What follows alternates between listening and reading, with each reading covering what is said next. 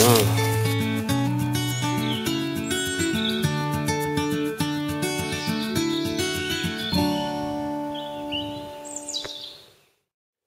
Bonjour et bienvenue sur la chaîne de Green Spider. Donc on se retrouve une nouvelle fois en forêt avec notre ami Jérémy.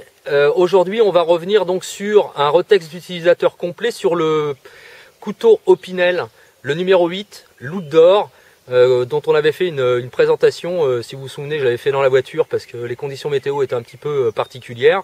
Donc je vais revenir en détail sur ce couteau, vous donner de façon très objective véritablement le principe même de l'outil en question. Alors, c'est sur la base du numéro 8. Le numéro 8, c'est, on va dire, pas le plus petit dans la main, mais pas loin. C'est quand même un petit couteau, hein. Je l'avais déjà mentionné, avec la taille de la lame, c'est pas très grand. Donc, c'est un petit couteau. Personnellement, je pense qu'on aurait dû travailler sur le numéro 9 ou le numéro 10, qui était quand même, en tout cas pour nos activités outdoor, bushcraft, en forêt, nature, randonnée, etc. Ça aurait été quand même plus judicieux parce qu'on aurait eu dans la main quelque chose de plus conséquent. Là, c'est un petit peu juste. Quand on l'a dans la main, il a tendance à tourner un peu, tout simplement parce que bon, il n'y a pas énormément de matière. Donc même quand on le serre très fort, il a tendance à tourner un peu. Ce qui veut dire que quand on attaque un peu fort sur des sections de bois assez conséquentes, et qu'on commence à attaquer surtout du bois sec, on sent que il y a manque de matière dans la main, quoi. Voilà, il y a manque de matière. Donc ça aurait été quand même très judicieux d'attaquer sur un numéro 9 ou un numéro 10. Bon, maintenant faut pas oublier, c'est un couteau qui a été destiné à faire des usages sportifs de type trek, randonnée, etc., escalade. Et puis également, et c'est ce qui explique donc la particularité de la réalisation au niveau du manche et l'acier utilisé, c'est aussi un outil qui est prévu pour faire des activités nautiques. Donc d'être sur un bateau, ce qui explique d'ailleurs la présence, comme on l'avait déjà mentionné, du démanilleur dans la lame. Donc ce qui explique aussi qu'il faut un couteau pas nécessairement de grande taille, qui puisse se loger un petit peu partout, qu'on puisse ranger aisément, etc. Maintenant, très sincèrement, pour les utilisations bushcraft en couteau pliant, le numéro 9 ou le numéro 10, ça aurait quand même été mieux. Voilà, enfin c'est mon avis personnel, hein. Ça n'engage que moi. Présence du sifflet à l'extrémité du manche en polymère.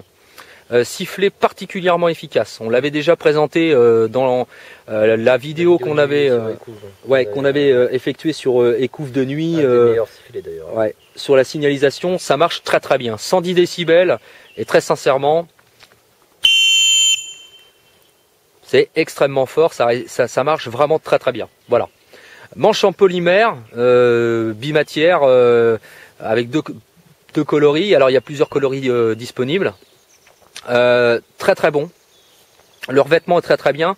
Par contre, main humide, ça a tendance à glisser. Comme je vous l'ai dit, il y a manque de matière dans la main, et quand on a les mains humides, ça a tendance à glisser quand même pas mal. Donc ça, c'est aussi un petit point négatif.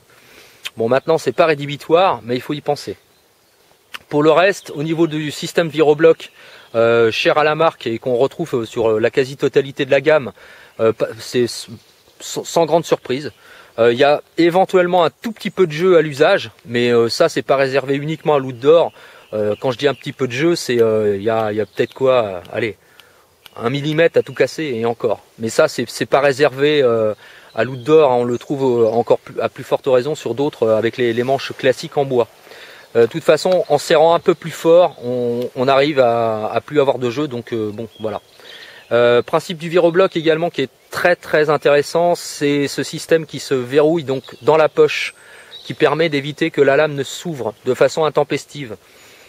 C'était à plus forte raison vrai sur les versions en bois, parce que quand le bois, ça joue énormément avec les températures, donc quand il fait très chaud, le bois se rétracte, et quand il n'y avait pas la présence de ce système, de cette toute petite encoche qu'il y a à l'intérieur du Virobloc, qui est 3 fois rien mais qui est pourtant très utile, quand il n'y avait pas ce système là, les couteaux dans la poche avaient ça arrivait que la lame s'ouvre de façon intempestive.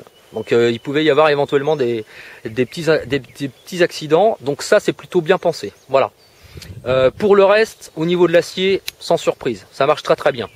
Seul petit bémol également pour moi, au niveau des dents. Comme on peut le voir, au niveau de la serration sur le premier tiers, ça a des formes de vagues, c'est pas du tout des serrations classiques qu'on voit sur les couteaux qui en sont pourvus, qui sont un peu en dents de requin. Là ça fait plutôt une forme de vague. Donc au niveau de l'affûtage, c'est un petit peu délicat. Il faut bien sûr utiliser des tiges en céramique comme les tiges Spyderco par exemple, qui sont sur les arêtes, pour pouvoir vraiment attaquer l'affûtage. Mais ça demande quand même un petit peu de technique. Ça se fait, on peut pas dire que ça se fait les doigts dans le nez comme on dit. Ça demande d'être quand même un petit peu de technique, mais on y arrive. Par contre pour le reste, émouture plate sur le reste de le tranchant lisse, sans surprise. Ça s'affûte très très bien.